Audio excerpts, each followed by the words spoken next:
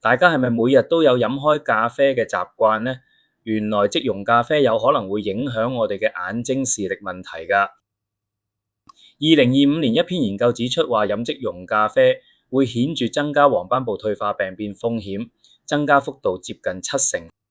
高風險族群應該避免飲用。簡單來過，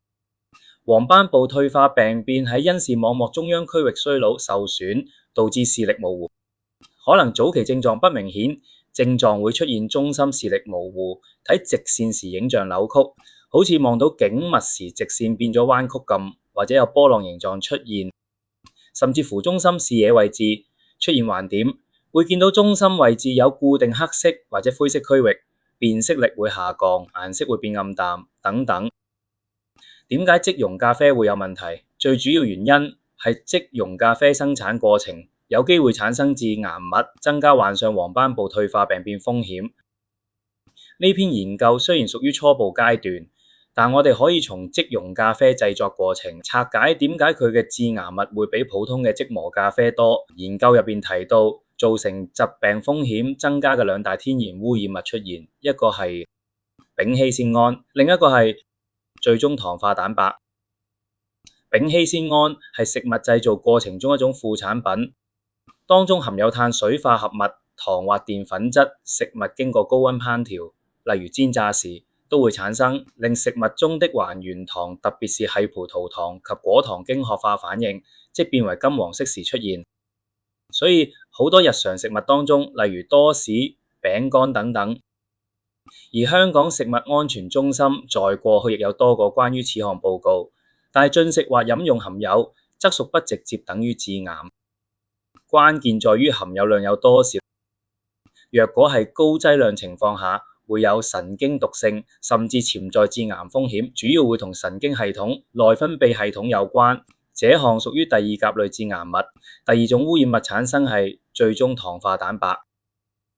最終糖化蛋白亦係咖啡豆烘焙時產生，而且係後期濃縮階段會進一步增加。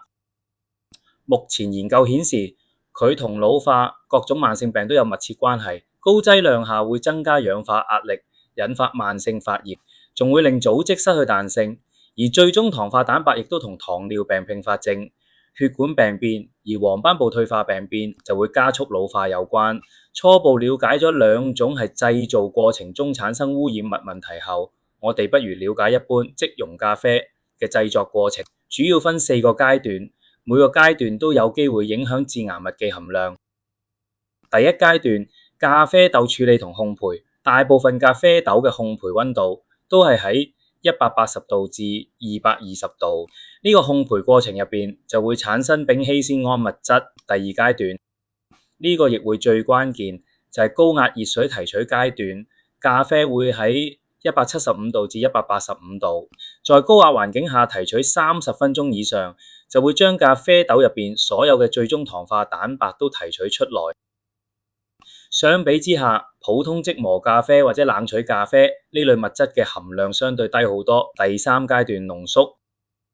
提取出來嘅咖啡液會再經過濃縮步驟，通常係真空蒸發，溫度大約60度至80度，持續10分鐘以上。呢個階段除咗濃縮咖啡味，亦有機會產生新嘅最終糖化蛋白物質。第4階段乾燥，乾燥階段有機會產生更多丙烯酰胺同最終糖化蛋白物質，但目前有關呢方面嘅研究仲比較少，暫時只能夠預測。而乾燥方式主要分2種，噴霧乾燥同冷凍乾燥。噴霧乾燥嘅溫度高達到250度至300度，呢個超高溫環境好有機會產生更多致癌物，而冷凍乾燥就溫和好多，產生嘅污染物亦相對少。但可惜市面好多產品都唔會標示具體嘅乾燥方式，所以如果有得揀，盡量揀冷凍乾燥嘅即溶咖啡會好啲。其實咖啡市場好大，有關咖啡嘅研究亦都非常多，而目前大部分偏向正向研究都係針對黑咖啡。好多研究顯示飲黑咖啡對壽命影響通常係正面，但即溶咖啡就唔同，有研究顯示佢可能會加速老化。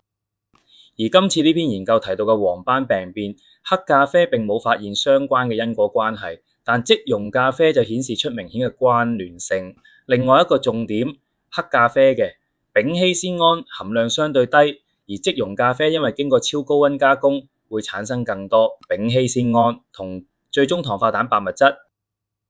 另外，黑咖啡通常冇添加其他成分，而即溶咖啡好多時都會添加糖、奶精等等。所以整體來講，黑咖啡嘅好處係大過風險，而即溶咖啡因為超高溫加工帶來嘅風險，好可能會抵消咗咖啡本身嘅好處。今次研究最後建議好清晰，即溶咖啡有機會增加黃斑部退化病變嘅風險，建議大家減少即溶咖啡嘅攝取量，而黃斑部退化病高風險族群更應該避免飲即溶咖啡。咁到底邊類人屬於黃斑部退化病變高風險族群呢？呢篇研究暫時冇詳細講，大家可以留意下往後更多相關研究。不過有一樣嘢係可以確定嘅，即溶咖啡所產生嘅污染性物質確實比黑咖啡多。食品嘅加工方式真係好重要，超高溫加工好容易令食品產生更多致癌物，就好似油炸食品一樣，都係因為超高溫加工才產生大量有害物質。最後如果想飲咖啡，黑咖啡一定係首選。即溶咖啡嘅致癌物含量大約係黑咖啡嘅2至5倍。但如果大家真係好鍾意飲即溶咖啡，可以先嘗試控制飲用量，比如每日唔好超過1杯。同時多食一啲含抗氧化物嘅蔬菜同水果，幫助身體代謝有害物質。而家加工食品已經深入我哋生活嘅每一個角落，要完全唔食加工食品真係好難。但我哋了解加工食品嘅潛在風險，係為咗提升自己嘅選擇能力，知道邊啲可以多啲食，邊啲要少啲食，從而更健康地生活。總結一下，今次研究指出，即溶咖啡有機會增加黃斑部退化病變嘅風險，主要原因係其超高溫加工過程、烘焙、水取、乾燥會產生更多丙烯酰胺、第二甲類致癌物同最終糖化蛋白，呢兩種物質分別與致癌、加速老化、慢性病相關。目前研究雖屬初步，未成為定論，但已明確即溶咖啡嘅風險高於黑咖啡，建議大家盡量以黑咖啡為首選，即溶咖啡減量飲用，有得揀就揀冷取忌。黃斑部退化病變高風險族群則建議避免飲用。如果鍾意影片，記得訂閱、按讚、分享俾你身邊有需要嘅朋友。多謝大家，我哋下條片再見，拜拜。